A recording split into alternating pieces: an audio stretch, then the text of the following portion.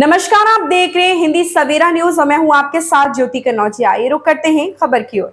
कस्बा छाता के सरस्वती विद्या मंदिर में जाने माने शिक्षाविदों एवं प्रमुखों के द्वारा सप्त दिवसीय कार्यशाला का आयोजन किया जा रहा।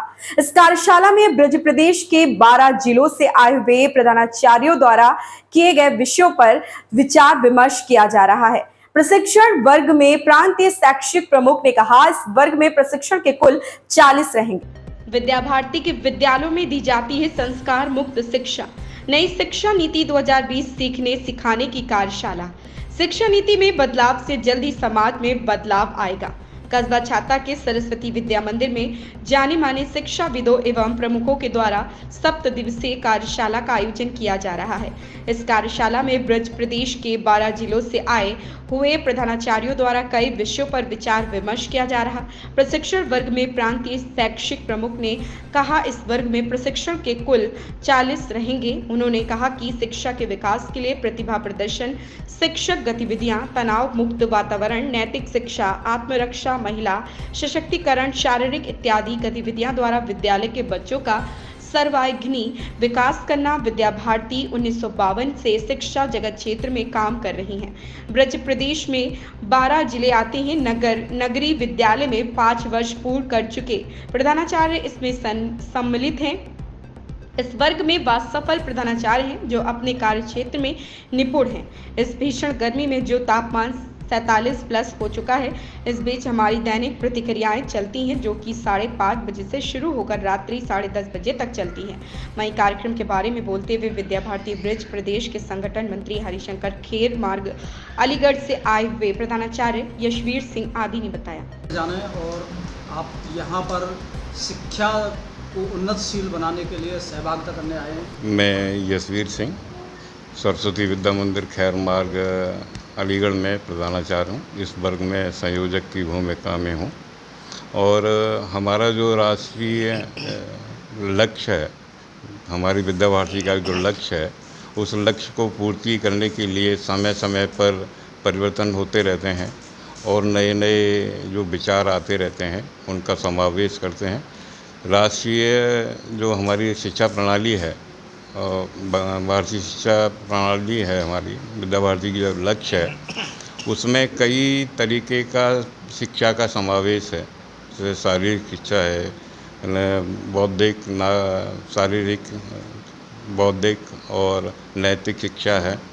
और हम जो अपने नागरिक हैं उनको ऐसा श्रेष्ठ बनाना चाहते हैं कि वो जितनी भी चुनौतियां आने वाली हैं भविष्य में उनके प्रति वो जागरूक रहें, उनका समाधान कर सकें।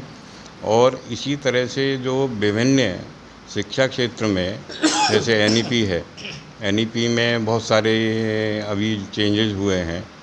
वो जो चेंज हुए हैं उनको किसी तरह से अच्छे तरह से उन्हें प्रभावी ढंग से हम लागू कर सकें अपने विद्यालयों में और उसमें श्रेष्ठता हासिल कर सकें।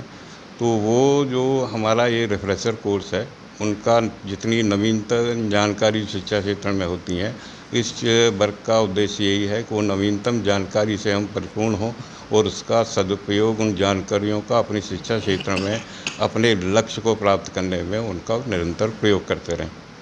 जैसे कि आप नैतिक शिक्षा की बात कर रहे हैं, नैतिक शिक्षा को ज़्यादातर लोग और सरकार भूल चुकी हैं।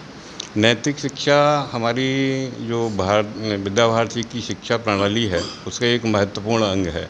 हम लोग दूसरी शिक्षा जो दूसरे नगर के और स्कूल और आदर्श शिक्षा संस्थान देते हैं उससे इसी बात में डिफरेंट है।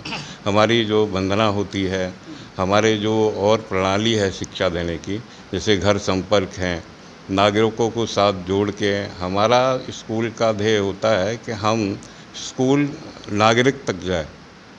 तो उसमें हम अपने आचार्यों को घर तक भेजते हैं, उनके घर संपर्क कराते हैं, उनसे पूछते हैं कि बच्चा घर पे जाके क्या गतिविधियां हैं, पैर छूता है नहीं छूता है। वंदना सत्र में बौद्धिक कथाएं और जो महापुरुष हैं उनकी जयंतियां मनाते हैं। अच्छी अच्छी श्रेष्ठ बातें जो एक समाज में नैतिकतापूर्ण जो बातें हैं उनको पूरा करने के लिए समय समय पर हम कार्यशाला भी करते हैं उनसे और कार्यशाला के माध्यम से पूर्ण करते हैं। जाना नमस्कार सभी को। मेरा नाम हरिशंकर है। यहाँ विद्या भारती ब्रज प्रदेश का संगठन मंत्री के नाते काम देखता हूँ, जिसमें 400 के करीब विद्यालय आते हैं। जैसे कल इस सत्र का उद्घाटन और शुभारंभ हुआ है, कहाँ से प्रधानाचार्य इस सत्र में सम्मिलित हुए? ये 12 जिलों के प्रधानाचार्य हैं। इसमें ब्रज प्रदेश में 5 समितियां काम करती हैं।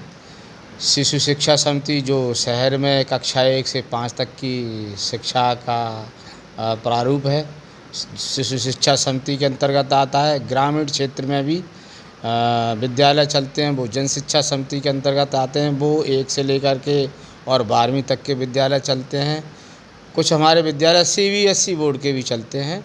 और केवल इसके साथ साथ श्री विद्या परिषद, जिसमें हमारे महिला कार्यकर्ता, महिला आचार्य दीदी काम करती हैं, उन्हीं का मैनेजमेंट होता है, तो श्री विद्या परिषद के अंतर्गत। और एक है UP बोर्ड, जिसे हम भारतीय शिक्षा समिति के नाम से जानते हैं। ऐसे 5 समितियां काम करती हैं। इन 5 समितियों को मिला करके हम हमारे जो कार्यकर्ता हैं, जो इस वर्ग में सहभागिता दे रहे हैं, ऐसे 5 वर्ष से ऊपर के सभी प्रधानाचार्य हैं। और इस वर्ग का उद्देश्य अभी आपने हमारे से पहले 2 पूर्व वक्ताओं ने बताया कि शिक्षा क्षेत्र के अंदर आने वाली आगामी जो चुनौतियां हैं और जो राष्ट्रीय शिक्षा नीति का जो प्रारूप 5-3+3+4 का जो दिया है सरकार ने, उसमें नवीनतम जो जानकारी हैं उनसे अपडेट हो सकें और शिक्षा क्षेत्र में एक बदलाव की ओर हम जा सकें, ऐसा ही इसका उद्देश्य है। क्या कुछ बदलाव की ज़रूरत है शिक्षा क्षेत्र में? शिक्षा क्षेत्र में तो बदलाव की बहुत ज़रूरत है। जब देश आज़ाद हुआ तो लोगों के मन में ये था कि हमारा एक तंत्र होगा, हमारा एक वो होगा, तंत्र के साथ साथ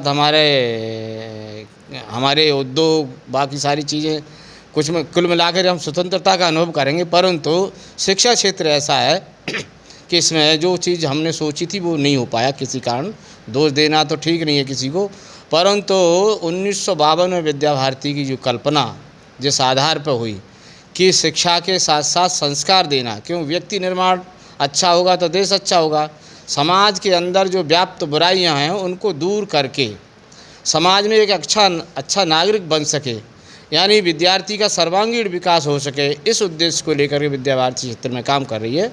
और साथ ही विद्या भारती का लक्ष्य भी है कि शिक्षा क्षेत्र के अंदर, देश के अंदर ही नहीं दुनिया के अंदर भी जितने शिक्षण संस्थान चलते हैं, वो हमें इस प्रकार की राष्ट्रीय शिक्षा प्रणाली का विकास करना है, जिसके द्वारा जो युवा पीढ़ी निर्माण हो सके। कैसी? देशभक्ति, जिनके देशभक्ति, समाज भक्ति और आध्यात्मिक दृष्टि से ओतप्रोत हो, और देश के अंदर आने वाली, समाज के अंदर आने वाली जो आगामी भविष्य में आने वाली चुनौतियां हैं, उनका सफलतापूर्वक और उनका सामना कर सकें।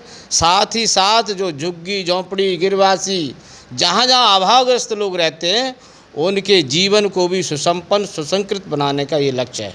जैसे विद्या भारती की आप बात कर रहे हैं, अच्छा सराहनीय कार्य कर रही है शिक्षा जगत में, तो लड़कियों के लिए क्या बेहतर कर रही है विद्या भारती? एक तो सबसे बड़ी बात यह है कि जो नारी सशक्तिकरण की बात हो रही है, इसमें हम जो हमारे विद्यालय चलते हैं बालिकाओं के माध्यम से, बालिकाओं के, उनमें उनकी सबसे ज़्यादा बल उनकी कहना चाहिए जो समाज के अंदर जो नई नई चुनौतियाँ आ रही हैं उनसे हम अवगत कराते हैं और साथ ही साथ संस्कार देने का काम करते हैं।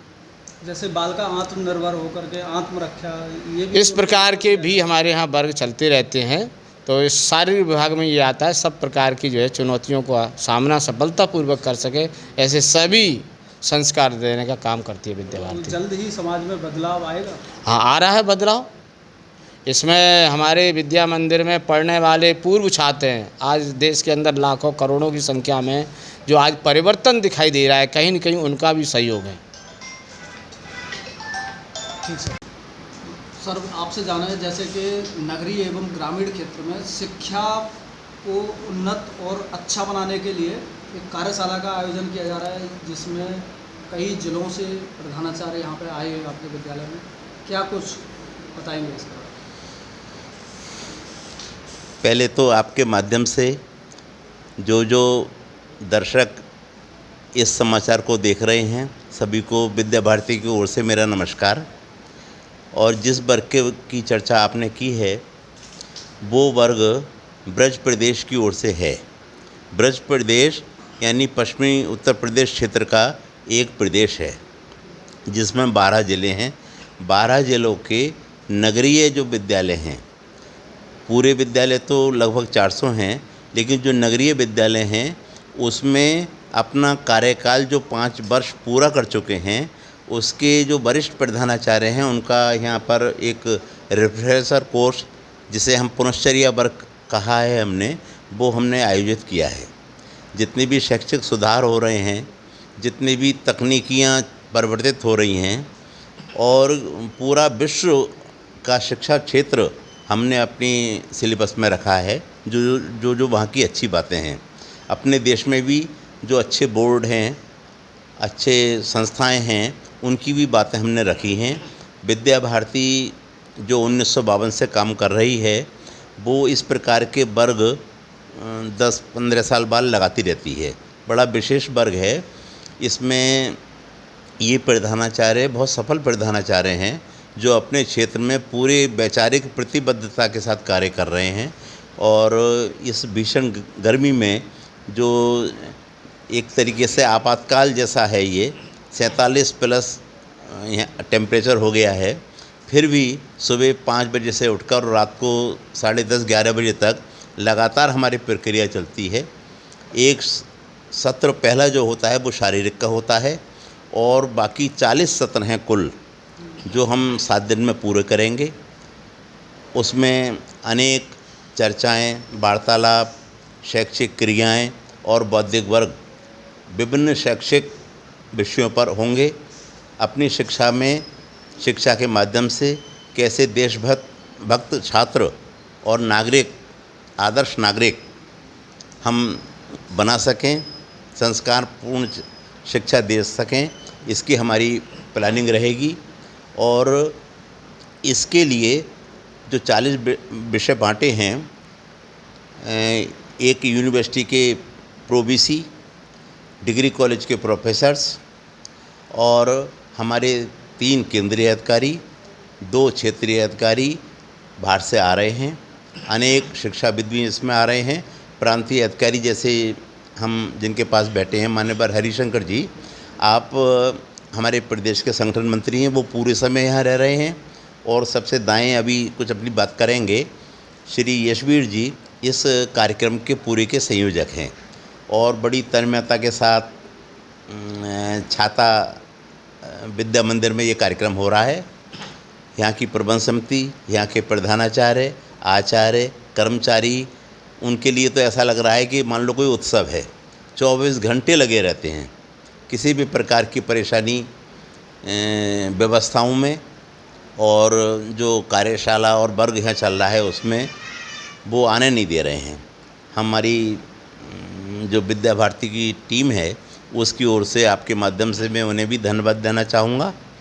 और अगर ये सोद्देश्य रहता है तो बहुत कुछ बड़ा परिवर्तन विद्या भारती के माध्यम से शैक्षिक जगत ब्रज प्रदेश में हम कर पाएंगे। धन्यवाद। इस खबर में बस इतना ही। बने रहें हिंदी सवेरा न्यूज़ के साथ।